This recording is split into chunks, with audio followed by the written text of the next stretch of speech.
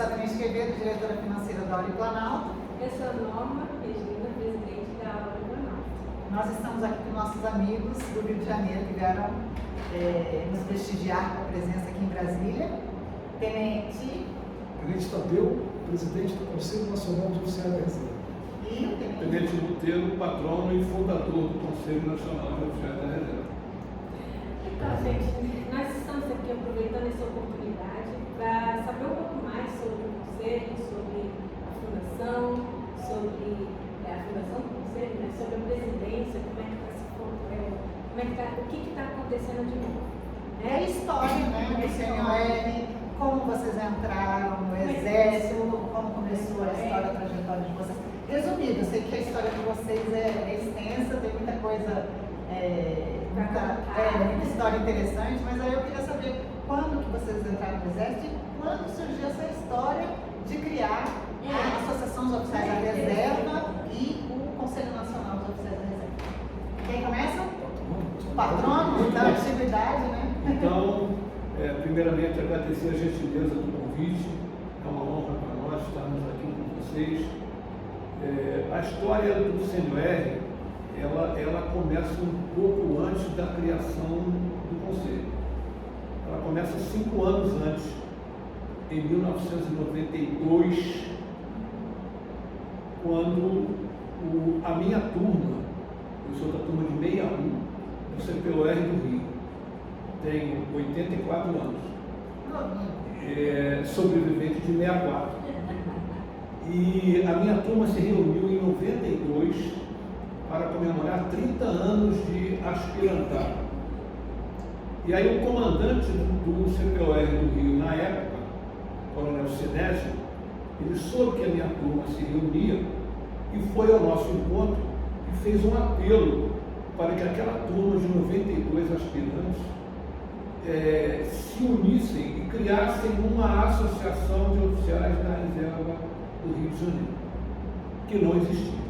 Existiam algumas no Brasil, mas não existia no Rio ainda. Então a minha turma se uniu e nós, em 92, criamos a Associação de Ex-Alunos do CPOR do Rio, que depois passou a se chamar Associação de Oficiais da Reserva do Exército, que é o nome atual.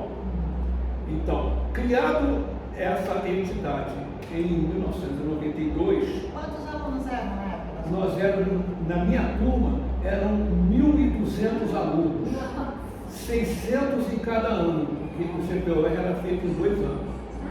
Esse detalhe, 2 anos. 2 anos.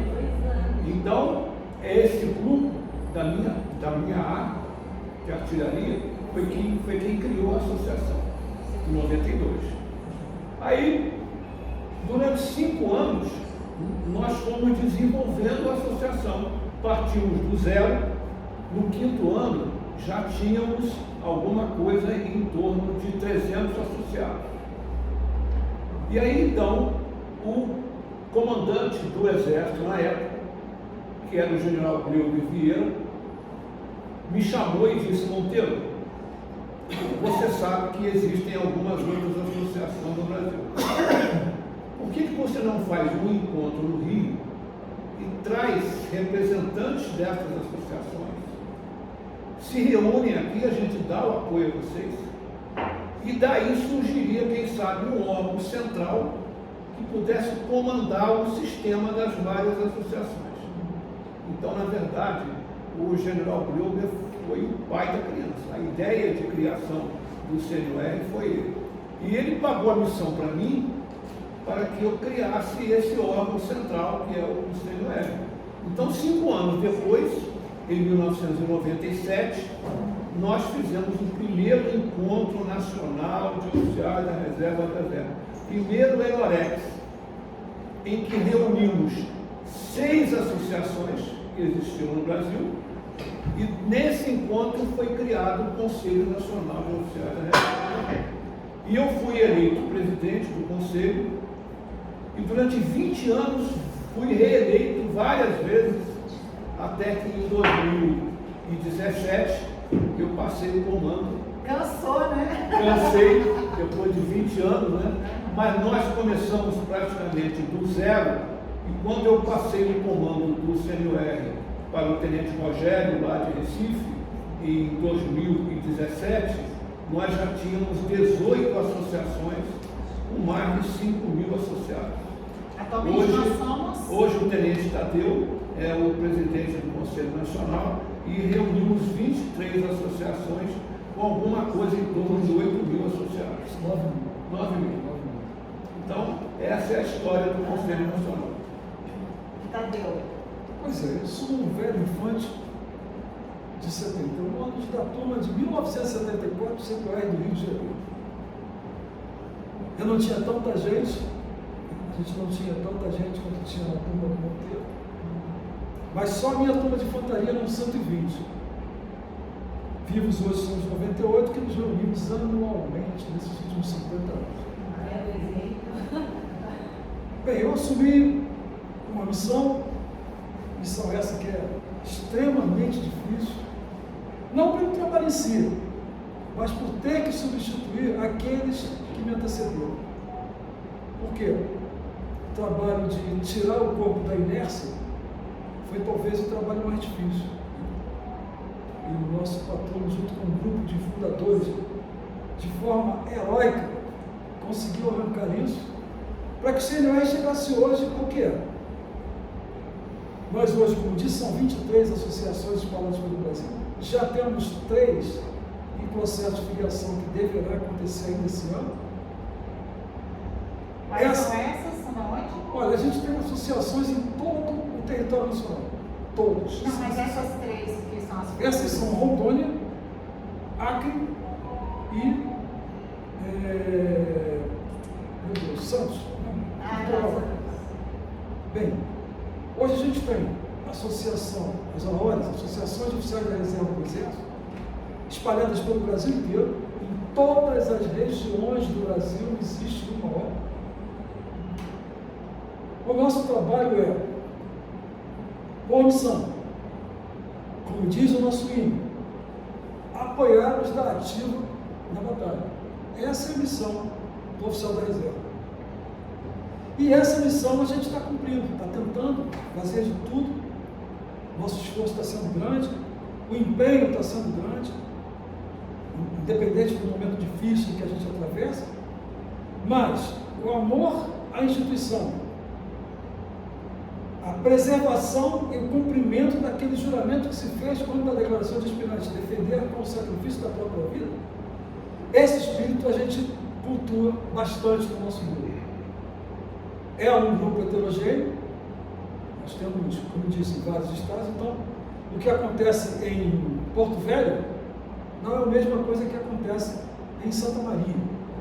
São países de dimensão continental, mas isso a gente está conseguindo resolver, está conseguindo conciliar. Vamos, esse ano, uma das razões de estarmos aqui em Brasília, nesses dias, é porque esse ano realizaremos o 24º Encontro Nacional de Oficiais da Reserva. Esse encontro, ele tem por objetivo trazer os oficiais da reserva para uma reciclagem. Primeiramente, para o convívio, né? Voltarmos a conversar, aquele convívio de camaradagem, aquele espírito de camaradagem que é importante, mas também reciclar o oficial, passar novas informações através de palestras das 3 forças. E esse ano será em São Paulo, no CPR de São Paulo, uma casa Solar dos Andrades, uma casa histórica. Já temos a data desse Já. Rex? Veja, a data existe, agora, como nós estaremos aqui amanhã e terça-feira fazendo a entrega dos ofícios aos generais, né? Principalmente ao general Tomás, que é quem dá o start, né? Ele que dá a autorização, mas a gente acredita que essa autorização vai acontecer. Então a data é de 16 a 19 de novembro, no CPR do São Paulo. De São Paulo. E esse Enolex, então, ele é um evento importantíssimo, tem uma repercussão importantíssima, e a gente está buscando digamos assim, uma integração maior no sentido de poder, volto a dizer, a ser, como a gente se pegou, o embaixador do Exército Brasileiro na sociedade civil. Certo? Então eu espero que esse evento seja coberto de êxito, que será, com certeza. Quero agradecer a Tenente Norma, a Tenente Quevedo, pela recepção que nós tivemos. São momentos, inclusive, que são ímpares. A gente sabe que o que a gente vai falar vai ser divulgado por muita gente. Dizer que o Conselho Nacional de Oficiais da Reserva, com sede hoje na Vila Militar Deodoro, no Rio de Janeiro, no aquartelamento do CPOR, no Rio de Janeiro. Vamos inaugurar uma nova sede que foi construída. E dizer para todos os associados das AORs que o CNOR está à disposição para aquilo que entenderem que a gente pode auxiliar. A nossa função vai ser essa, auxiliar vocês. Vamos, inclusive, continuar com esse trabalho de conversa com a reserva, conversa com o CNOR, buscando conversar com todos os presidentes de AOR, para levantar as demandas, levantar as necessidades, para que a gente possa começar a fazer um trabalho conjunto. Por quê? Nesse momento é fundamental a nossa união. Nós precisamos, como diz o nosso patrono aqui numa série antológica frase, não basta ser R2, precisa se sentir R2. Então a importância nossa hoje no cenário nacional é enorme, né? Porque somos formadores de opinião, temos oficiais R2 espalhados em N camadas da sociedade, pessoas importantes, governadores de estado, desembargadores, profissionais liberais, enfim. Nós somos formadores de opinião, então precisamos nos unir. Eu conclamo a todas as AORs que nós nos unamos em torno da instituição Exército Brasileiro. Por quê? Ela, no momento, precisa do nosso apoio, a gente não pode negar, haja discordância que houver, mas o objetivo de preservar a instituição Exército Brasileiro, essa talvez seja hoje a nossa maior missão. Então era isso que eu queria deixar consignado para vocês. Tá? E agradecer mais uma vez a gentileza de nos receber. Foi uma honra, né, receber vocês aqui em Brasília, né, dentro do quartel aqui do Batalhão Canadá Presidencial, a sala servida pelo coronel. Sim, agradecer ao coronel também, né? Sim, né, essa receptividade, inclusive estamos para evento aqui no quartel hoje, muito bonito. E quer deixar uma mensagem? Bom, eu falo muito, né, gente, mas enfim, eu queria só. É uma curiosidade, né? A minha filha briga comigo. Mas de onde surgiu esse amor? Porque disso daí eu venho para muitas coisas. Esse amor pelo verde oliva, pelo exército. Posso responder? Brasil? Pelo Brasil, é claro. Porque isso aí responde muita coisa, né? Então, eu queria fazer essa pergunta para você. É uma pergunta importante e fundamental, principalmente para aqueles que não são oficiais leitores, entenderem o nosso perfil. Né? Existe uma frase conhecida no meio militar, que é a pele verde-oliva. Né? A pele verde-oliva, ela resulta da integração do civil quando de sua passagem pelo Exército, pela Marinha e pela Força Aérea. No caso nosso, de R2, existe um componente da maior importância. O nosso patrono, fundador e guia, Tenente Coronel Correia Lima, foi ele que criou o CPOR, a ideia foi dele. No início dos anos 20, após o término da Primeira Guerra Mundial, os analistas militares do mundo inteiro perceberam que os exércitos envolvidos na Primeira Guerra, que foi de 1914 a 1918, perceberam que não basta ver o exército da ativa. Em caso de conflito, uma reserva será convocada. E quem é que vai comandar as pequenas frações de tropa? Não existiam na época. Então, os Estados Unidos, em 1919, criaram o ROTC, que é o Reserve of Training Corps, que dá origem aos primeiros oficiais da reserva no mundo inteiro. Isso foi em 1919. Em 1920, o Brasil recebeu a missão militar francesa, que veio desenvolver as tecnologias militares no Exército Brasileiro. E o tenente, na época, Tenente Correia Lima, se encantou com a história do ROTC americano e começou a tentar convencer os seus superiores a criarem no Brasil um órgão semelhante àquele órgão que existia no Exército Americano de formação de oficiais da reserva. Ele levou 7 anos nessa missão tentando convencer os seus superiores, até que em 1927, finalmente, o ministro da Guerra na época criou o CPOR do Rio de Janeiro, o primeiro de uma série que vieram a ser criados depois, tiveram como consequência os NPORs e todo o sistema de órgãos de formação de reserva. O Tenente Coronel Correia Lima foi o primeiro comandante do CPOR do Rio de Janeiro, em 1927. Em 1932, quando explodiu a Revolução de 32, ele comandava uma unidade em Curitiba e a unidade recebeu um ataque e ele foi morto com um tiro nas costas, o Correia Lima. Então, ele teve uma promoção pós-morte, ele era major na época, então foi promovido a tenente-coronel. Ele é o criador dos órgãos de formação de reserva. Então, o primeiro CPOR é de 1927. No início, o CPOR funcionava em 3 anos de curso. Até 1942, eram 3 anos. De 1942 a 1968, eram 2 anos, eu fiz em 2 anos. Depois passou a ser 1 ano, que é hoje. Né? Então, o que aconteceu? Em 39 em 29, saiu a primeira turma do CPOR. 10 anos depois, começou a Segunda Guerra Mundial.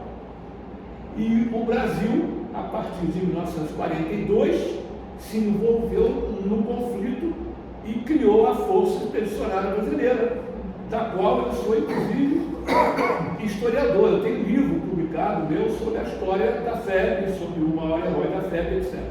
Então, quando foi criada a FEB, o corpo de voluntários e convocados que foram combater na Itália tinha 1.200 oficiais subalternos, 1.200 tenentes. Esses 1.200, 453 eram R2. Então, vocês vejam a importância que 10 anos depois de ser criado, os órgãos de formação de reserva passaram a ter para a mobilização do Exército Brasileiro em caso de guerra. A importância nossa veio sendo desenvolvida no seguinte sentido: nós somos importantes, somos mais de 100 mil no Brasil hoje. Nós somos importantes em caso de mobilização, mas de muitos anos para cá, percebeu-se que além dessa missão nobre de completar as forças em caso de conflito, nós tínhamos uma outra missão muito importante, que era representar o Exército no segmento civil da sociedade brasileira, que é o que o nosso tenente Tadeu mencionou. Então, esse trabalho do CNOR, de 1997 até hoje, foi justamente no sentido de aglutinar esses oficiais R2, todos, ou a imensa maioria, com a pele verde oliva, e isso a gente mantém até hoje. Os senhores vejam que eu tenho 84 anos e estou aqui ainda trabalhando pelo Conselho Nacional. Fui eleito patrono e eu costumo dizer, tão doido que eu morro, porque eu sou o único patrono vivo do Exército Brasileiro. Mas, de qualquer sorte, serve para mostrar que a pele verde oliva se mantém em todos nós. E o Exército Brasileiro sabe que pode contar conosco. Por isso, esses encontros nacionais que a gente realiza todo ano, e faremos esse ano em São Paulo, esses encontros têm o apoio, têm o suporte e o incentivo da força no sentido que a gente possa reunir um contingente grande. A nossa média é de 200 oficiais R2 em cada encontro desse. Gente que vem de todos os setores da nação. Então, essa é a mensagem que eu quero deixar até para as novas gerações, que continue esse trabalho pioneiro que nós iniciamos atrás, e eu, junto com muitos que já se foram até, mas nós estamos aqui incentivando para que essa chama se mantenha viva e num momento importante como esse que a gente vive hoje, a nossa participação é fundamental. Muito obrigado. Queria, se possível, complementar as palavras do Monteiro, tentar responder a minha parte da tua pergunta. Em 1971, eu fui para a cidade de Vassouras tentar sorte como estudante de medicina. E eu era riponga. Riponga, né? Cabelão, barbão, né? Colar, pace logo, natural, tamanho de madeira, tudo que tinha, eu só não fumava maconha, o resto eu fazia. Muito bem. Havia aquela chamada adiamento de corporação. Você ia adiando até o dia que você se formasse, médico, veterinário, dentista, farmacêutico, você ia lá e se apresentava. Só que, infelizmente, por questões financeiras, eu não pude continuar. E me apresentei no CPOR para dizer, ó, estou aqui. Quero dizer para vocês o seguinte, o camarada que entrou, e isso, veja, vale para todos, são raríssimas as exceções. Aqueles garotos como eu, que cruzaram aquele portão das armas no primeiro dia, não são as mesmas pessoas que saíram depois aspirantes. Não são. Eu sou empresário, tenho uma empresa ligada à área de esporte, e eu aplico na minha empresa, até hoje, 50 anos depois, todos os preceitos que eu aprendi nas Forças Armadas. Então, o que a gente faz agora é muito mais uma maneira de agradecer ao Exército Brasileiro pela contribuição que ele deu nas nossas vidas. Na nossa formação, né? Perfeito. Nós entramos jovens. Nós fazemos um trabalho 100% voluntário, 100% voluntário. Aqui, como você, aqui no Cigano Clube, enfim, nós não ganhamos absolutamente nada. O que a gente ganha é a satisfação de poder retribuir à instituição Exército Brasileiro aquilo que ela fez. Transformou meninos em líderes. Isso talvez seja a maior razão de, por baixo dessa pele, existir um nono B2. Em relação à denominação, uma dúvida. Veterano ou R2? Tem uma explicação. Vamos lá.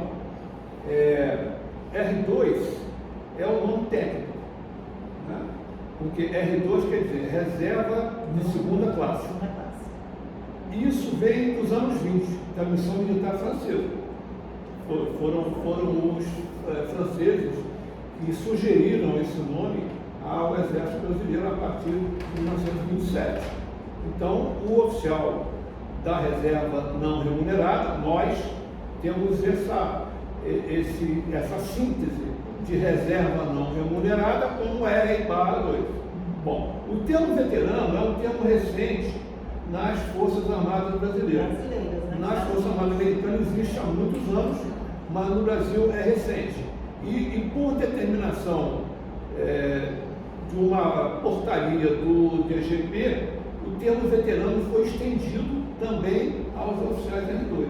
Então, hoje, do ponto de vista de comunicação social, nós somos identificados como tenentes veteranos, do ponto de vista de comunicação social, em formaturas e tal. Aí, em documentos, aí nós temos que ser identificados como tenentes R2, que é o que manda a legislação pertinente.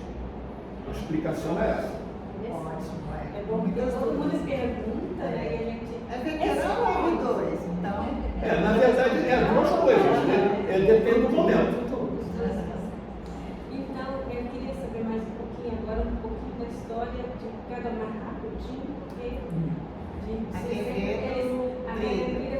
mas não é por isso não, é porque eles chegaram de viagem, eu estou aqui sugando eles, entendeu? Eles vão sair daqui e vão falar, nunca mais eu volto ao Brasil. Vou fazer um TAF daqui a pouco. Aí eu estou com eles. Vou pagar 20 ali, ó. Aí o que acontece? Eu queria saber assim, bom, vocês entraram jovens aqui, 19 anos. Já fomos jovens, inclusive. Exato. Mas eu queria saber assim, como é que foi a trajetória? Porque o que acontece? Isso daqui é para deixar para a posteridade, para os jovens que vão assistir esse vídeo. Como é que se deu essa transformação de jovens, de meninos, em homens? E em pessoas, jovens que não sabiam o que queriam, para pessoas que são determinadas, que têm. Como é que houve essa transformação, esse crescimento? Eu não fiz roteiro. Eu vou tentar responder em poucas palavras. Tá. O Exército deu para nós, eu vou falar de mim, acredito que seja a maioria. Disse para nós o seguinte, o famoso, aliás foi a lição mais importante que eu aprendi no Exército, o famoso civil. Muito bem. Por que eu estou dizendo isso? Por que eu estou dizendo isso? Nos tirou da zona de conforto. E colocou para nós o seguinte, quando a gente passou noites de bivac, comendo animal morto, okay? Se virando, eu cheguei a fazer sobrevivência na selva, lá na Pedra Brava, tirou a gente daquela zoninha de conforto e mostrou para nós. Mamãe, né? Isso. Deixou de ser filhinho da mamãe. Nunca deixei de ser filhinho da minha mãe. Aliás, minha mãe veio aqui puxando meu pé. Mas enfim, a gente saiu da zona de conforto e ele disse para a gente, você quer? Você consegue. É só fazer por onde. Então a garra, a disposição, aquela perseverança, aquela vontade de vencer, nada vai dobrar a gente. Isso a gente traz até hoje. Estamos aqui com o Tenente Monteiro, que com os seus 84 anos é um exemplo de disposição. Esse velhinho que já está com a carcaça um pouco arrebentada, mas é um infante que ainda dá, se precisar a gente responde o presente. Isso o Exército fez de nós. Deus deu as dificuldades para que a gente aprendesse a forjar o nosso caráter e nunca entregar os pontos. E graças a Deus até hoje eu tenho feito dessa maneira e não vou fazer diferente agora, nem não mais, porque isso está tão enraizado na gente que eu não sei mais. Sabe? Virou quase que um manual de instrução. Então foi basicamente o que valeu no Exército para nós foi isso. Quando eu digo transformar de meninos para líderes, foi porque eles nos ensinaram que quem passou pela vida em brancas nuvens, quem em plácidos remansos adormeceu, quem nunca passou pelo frio da desgraça, foi espectro de homem, não foi homem, passou pela vida e não viveu. Isso não é meu nome. Isso é do poeta, que fugiu do nome. Então foi isso que ele disse, a gente tem que sofrer para aprender. E graças a Deus deu certo, né, chefe? Sou muito mais do que eu. Respondendo a sua pergunta, o Exército nos acolhe meninos ainda, né? E nos transforma em oficiais e líderes. Como o tenente Tadeu mencionou, eu costumo dizer em palestras, em reuniões, eu faço palestras no Brasil inteiro sobre temas militares, basicamente sobre a Segunda Guerra Mundial. Tenho livros publicados sobre isso. E uma coisa que a gente aprende no Exército é o seguinte: não desistir nunca. Você enfrenta problemas, você enfrenta dificuldades. Eu, como sobrevivente de 64, em 64 peguei armas para defender a democracia no Brasil. E em 2024 ainda não peguei armas para defender a democracia no Brasil, mas se precisar eu volto a usar o coturno. Essa é a ideia básica do juramento que a gente prestou um dia. Aquele juramento, aquele compromisso de, se necessário, doar a própria vida para a nação brasileira. Então essa é a mensagem que a gente tem que deixar. Nós todos somos militares da ativa, da reserva, reformados, todos temos esse princípio, todos temos esse pensamento, todos temos essa vontade de cumprir a missão que é a base fundamental de qualquer força armada. Hierarquia, disciplina, cumprimento da missão. Para isso, estamos aqui. É isso. Obrigado. Como a gente estava falando, é uma honra receber aqui uma parte da história do Sem-Noé, a história do Sem-Noé, né? Para nos contar um pouquinho como foi, como é que aconteceu. E isso para nós que estamos aqui agora, envolvidas nesse, né, assim, como sistema, nós estamos aqui há fazer 3 anos, e isso vai fazer 4? Ela faz 4, eu faço 3. Então isso para nós é muito importante porque nos ajuda a entender o que motiva, porque uma das coisas que nós somos ESTs, né, estágio de serviço técnico. Nossa turma começou em 98.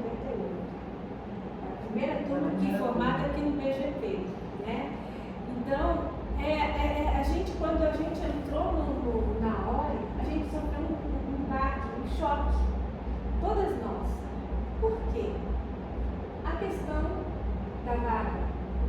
A gente já entra com a nossa vaga garantida. Então a gente fala assim, mas por que eles reclamam? A gente não sabia. Mas por quê? Por que eles têm esse sentimento? Então, eu aprendi muito nesses 3 anos, que eu não sabia. Tá? E aí eu comecei a entender o que leva esses homens do NPOE, do CPOE, a ter essa paixão. Não é que a gente não ame, mas a ter essa paixão que vocês têm. Porque nós entramos um pouquinho mais velhos, porque a gente já tem a formação universitária quando a gente entra no exército. Já eles entram jovens, 18, 19 anos, né? Meninos, né? E aí a formação militar de armas, né? E é bem diferente, né? Eles fazem toda a formação e depois, para conseguir a vaga. Aí tem que lutar para conseguir a vaga. Isso na minha cabeça, eu não consegui entender. Mas por que não tem vaga? Então fala com o comandante, pronto. A ideia, né? A pessoa que não sabe de nada e vai fazendo as coisas. Aí foi quando eu entendi, eu não fazia parte da diretoria, só ficava pensando. Foi quando eu comecei, depois que eu assumi a primeira presidência pela primeira vez, aí eu comecei a conhecer o NPOE. E eu acho que muitos ESTs, muitos da academia não conhecem o NPOE, não sabem desse amor, dessa segunda pele que continua, mesmo não tendo seguido a carreira militar, né? Que eu falo sempre para algumas pessoas, alguns coronéis, alguns generais, eu falo assim, é porque eles têm no sangue aquilo que vocês fizeram. Vocês é que formaram esses homens, sabe? E aí eu falo sempre assim, se eles têm essa garra toda, foi porque vocês formaram, e formaram eles assim. Aí eles param um pouco para pensar, mas é porque é difícil de entender o amor, esse tipo de amor tão profundo, né, que leva a criar uma instituição, a não ganhar nada, a lutar por ela, para ela existir, para ela permanecer durante quantos anos? 27 anos. 27 anos. 27 anos está sendo. Ou seja, mas e fora- 32 somente a do Rio. Do Rio. Ainda tem, eu acho que tem a de São Paulo. Tem a de São Paulo que já está por mais de 60 anos. Entendeu? Nós aqui no Planalto temos 7 anos só, mas enfim. Mas eu fico pensando assim, como é que consegue espalhar isso em todo o país, porque está em todo o país. E são homens, são mulheres que estão aqui e continuam lutando por esse pensamento, esse sonho, que já não é mais sonho, que se concretizou, né? Esse ideal, melhor dizer assim. Então, é uma coisa que eu acho assim que as pessoas deviam valorizar mais. O próprio exército deveria valorizar mais. E os próprios oficiais deveriam valorizar mais. os oficiais de carreira e os oficiais temporários. Todos. E aí eu falo do MPUR, do CPUR, do EST, do MFDV, de todos. Porque a gente deu algumas palestras que as pessoas não sabiam que existia, né? Não sabiam. Então eu acho que a gente tem que levar adiante, claro, sempre com a ideia de passar o cajado adiante para perpetuar essa ideia. E eu acho que o que vocês fizeram no passado e estão fazendo hoje é uma coisa tão, tão importante que vocês ainda não têm noção do que vocês estão fazendo. O que vocês fizeram e estão fazendo. Porque nós que chegamos agora, a gente pensa assim, e agora? O que a gente vai fazer? Aí eu ligava para eles aqui desesperadamente, né? Mas é agora? Aí ele falou, calma, Norma, olha só, faz assim, olha, espera um pouquinho, descansa, pensa. Ele me orientava cada passo, não foi? Os dois. Então eu tenho que agradecer. Se hoje a Aura Planalto tem alguma projeção dentro aqui do cenário, que a gente teve aquela ideia de expandir os quartéis, sair do 32, não sair do 32, a gente está lá no 32, nossa sede lá. Mas enfim, de conhecer todos os quartéis aqui da avenida dos quartéis. Então hoje a gente já conhece os comandantes, à medida, mesmo que eles troquem, a gente consegue levar o CNOR e as AORs, a ideia do que é a AOR, do que é a Associação dos Oficiais da Reserva e do que é o Conselho Nacional. Então, eu acho assim que é uma coisa que ainda está meio incipiente, né? Mas que está crescendo. E eu vejo que agora com a gestão do Tadeu, com essa preocupação de visitar cada uma das AORs, de tentar concatenar todas as ideias, né, de todos os, como ele falou, cada presidente tem uma mentalidade, está vivendo cidades diferentes, mas a gente pode influenciar sim. Na verdade, a gente já influencia, porque nós estamos espalhados em todas as camadas da sociedade e em toda a sociedade. Então, por isso que quando a gente fala assim, nós somos a voz, aqui no Brasil a gente fala que nós somos a voz do exército da sociedade brasileira. Então, quando a gente fala isso, a gente está levando um pouco desse amor, do conhecimento de vocês e também dessa história, né? Eu sei que vocês já estão cansados, né? E a gente vai, eu acho que ele vai querer falar uma coisa. Eu queria fazer um comentário sobre essa frase final sua. O comentário é o seguinte, eu tenho absoluta certeza que eu estou falando em nome tanto do Tenente Tadeu, como de todos os oficiais do Brasil. Nós queremos louvar a mulher brasileira. A mulher brasileira tão bem representada aqui pela Tenente Norma, pela Tenente Quevedo e pela esposa do comandante, senhora Luciana. Então, por quê? Porque vocês, repito, que tão bem representam a nossa mulher, vocês estão sendo pioneiras, porque você, Norma, é a primeira mulher tenente a presidir uma AOR no Brasil. Então, que sirva de exemplo para todas as outras AORs o esforço de vocês aqui no Planalto. Parabéns mais uma vez a vocês e a mulher brasileira. Obrigada. E agora quem vai falar é o presidente do CNOR. Só mais uma pergunta. Sim, pode falar. Eu sempre tive uma curiosidade, agora que eu tenho a chance de perguntar para vocês, se durante o tempo que vocês fizeram o CPUR lá no Rio, como vocês serviram na tropa, se algum de vocês chegou a servir como veterano da FEB, como é que foi essa experiência? Alguns de nós? Como veterano da FEB. Experiência? Servir na tropa como veterano da FEB. Não, nenhum de nós teve participação na FEB. Não, sim. Quer dizer, eles voltaram, não sei se na época que o senhor estava servindo, se algum deles ainda estava nativo. O meu primeiro comandante no CPUR, eu fiz em 2 anos. No primeiro ano, o meu comandante era um coronel febiano, coronel Álvaro Alves dos Santos. Coronel Infante, que tinha sido capitão na Força Expedicionária Brasileira. Nós tivemos convívio com muitos deles ao longo da vida. Eu, que sou mais antigo, convivi com muitos oficiais oriundos da FEB. E era impressionante a vibração deles. Mesmo aqueles que já estavam bastante idosos, eles mantinham aquela chama do expedicionário, aquele elemento que foi defender a democracia na Itália. Eu conto até, vou contar rapidamente, porque é um fato muito pouco conhecido. Como historiador, eu tenho histórias e mais histórias, mas essa eu gosto de contar.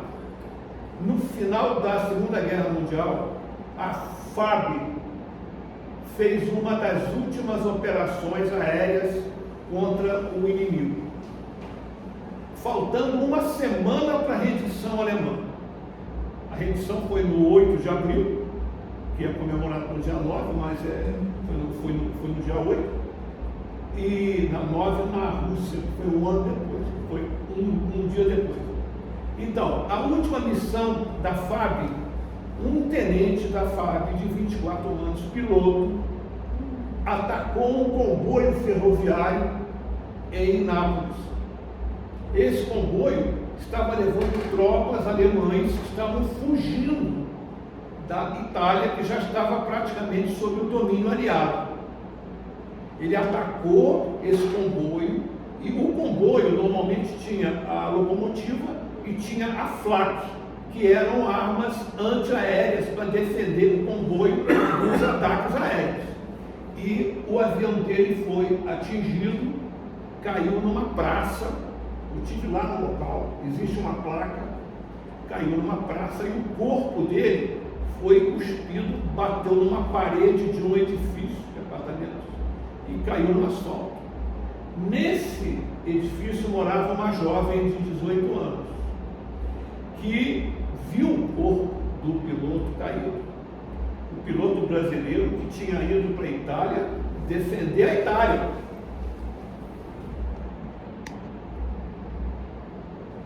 O piloto brasileiro que tinha ido defender a Itália. Então ela ficou muito comovida em ver o corpo de um jovem de 24 anos brasileiro defendendo o país dela. Aquilo marcou. O noivo dela trabalhava na estação ferroviária e viu quando o avião brasileiro foi atingido e caiu na praça. E também viu o corpo do nosso piloto. Um ano depois disso tudo, se casaram. E resolveram prestar uma homenagem àquele piloto brasileiro. Mandaram fazer as suas alianças com a asa, com o metal da asa do avião. É um fato único em toda a Segunda Guerra Mundial. Uma homenagem desse nível. Eu estive lá, visitei o local, localizei os netos deles e a Força Aérea Brasileira prestou uma grande homenagem para eles. É o Tenente Dornelli, que foi um dos últimos pilotos brasileiros a serem abatidos na Itália. São muitas as histórias sobre a Segunda Guerra. Aqui em Brasília a gente tem o Coronel Nestor com 106 Coronel Nestor, que é o símbolo, né? 106 Temos anos. a Maria do Maria do Socorro, que é filha da enfermeira Araci Sampaio, e ela estava aqui, na verdade, estava aqui até. E ela administra o museu da que FEB, funciona aqui. O ano passado faleceu a última enfermeira, a Virgínia Porto Carreiro. Faleceu com 104 anos. O Major Elza. A Major Elza morreu já há mais tempo. Então, mas assim, teve um outro que morreu também lá do sul, que a gente até conheceu. Ah, sim, com 100. A gente estava numa formatura aqui no DSUP. Aí estava o Coronel Nestor, estava com 105 anos e ele acho que tinha 102, 103. Aí ele falou assim: quantos anos? A gente estava andando lá, né? Quantos anos tem o Nestor? Aí ele falou: 105. Ai, eu tô mais novo que ele. Eu, na verdade, trabalhei com 2 filianos. Quando eu saí do Exército, eu trabalhava na iniciativa, trabalhei numa empresa de economia mista, que era ligada ao Ministério de Minas e Energia. E lá tinham dois coronéis, já estavam bem velhos. Trabalhei com duas. Bom, tanto lá. Agora quem vai falar é o presidente do Assembleia. Eu sou um cara muito sincero. Sempre. Sou educado, mas sincero. A instrução para a senhora é que a sua missão e a sua equipe está cumprindo a missão com eficácia. E a ordem é: prossiga na missão. Agradeço novamente a presença de vocês dois e espero que a missão de vocês seja concluída com sucesso, executada com sucesso aqui no CNT, o comandante do Exército, né? E é isso, quer falar alguma coisa, não? Eu quero, primeiro, agradecer, claro, sempre. Primeiro, ter um dia conhecido vocês. Isso para mim, como pessoa, é uma honra. É aprender com vocês essas histórias e conversar, perturbar vocês de vez em quando. Desesperada. Esse daí não tem preço. E aí eu sei que eu ficava quantas horas no telefone? Olha, então tá bom. Teve um dia que deu 2h10. Você tem que cortar, porque senão. Não, mas precisava.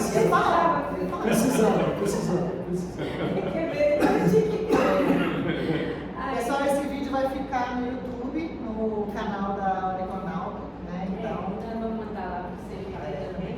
E aqui a gente trouxe uma lembrancinha, que não é lá muito, né? Porque a gente não tem muito e tal, mas aqui uma lembrancinha para vocês, que é o nosso Olha, que bonito.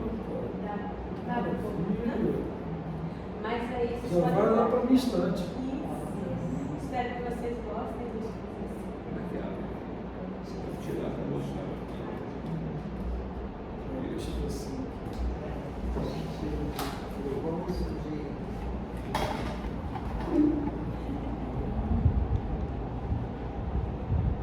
Espero que vocês Muito obrigado. Vai para a nossa galeria com destaque especial. Com certeza. Muito Guardem obrigado. no coração de vocês, porque foi com muito carinho, tá? Que a hora eu e a TV e toda hora para nós estamos passando isso para vocês. Mais uma vez também reiterar o comandante na pessoa de sua esposa, Tenente vem Luciana, aqui agora pra gente pela mostrar. acolhida, pela gentileza de ceder no seu gabinete para que pudesse fazer essa gravação, e dizer que Deixa eu ver se estamos aparece. muito honrados de estar aqui no BGP. Gente, a esposa do comandante, Tenente Luciana, também é de dois. E também nos ajuda. Abracei a causa da Ori com muito amor, porque eu acho que o que vocês fazem realmente não tem preço e colocar realmente na cabeça dos meninos que entram, né, a importância que é esse um ano que seja na mudança para o resto da vida deles. Então, quando Norminha me falou, eu falei assim, caramba, quero ajudar. Deixa eu chamar. Chamar bem o Kenup, que também. Kenup, a gente chama de Kenup, né? Eu acho mais bonitinho, gente. Não, Kenup não é mais bonitinho. Kenup, né? Não, vai. E Tenente o Caldeirão também. também é o nosso Então, diretor de informática. Nós estamos aqui no BGP, no Batalhão da Guarda Presidencial, na sala do comandante Bertolini, Coronel Bertolini. E quero deixar aqui expresso o agradecimento a ele. Ele não pode estar aqui agora porque está acontecendo um evento aqui gigantesco, que é um recolhimento, né, de cestas de material para mandar para o sul do país. Né? Todo mundo sabe que está passando por um momento difícil e o Exército Brasileiro está ajudando a população do Rio Grande e também eles estão aqui recolhendo esse material e tem também uma exposição de carros antigos, né? Carros antigos e viaturas antigas, pelo grupo Apollo Hesc. Então eu tenho também uma exposição da FEB ali, né? Que aí eu agradeço a Maria Isso foi de do trás Socorro. aí, é uma praça de alimentação. Então, a gente não vai mostrar isso para vocês, mas vocês vão ver no site nas redes sociais do BGP, né, como é que foi esse evento, que vieram outros quartéis, a Batalhão da PE também esteve aqui com suas motos e outros, e a gente esteve aqui com uma hora para prestigiar o evento e graças ao coronel a gente teve esse espaço aqui, pudemos fazer essa pequena entrevista, né, com esses dois ícones da nossa história, que é a história de todos nós, né? Então, Obrigada. muito obrigada, gente. Assistam aí. Tchau. Tchau.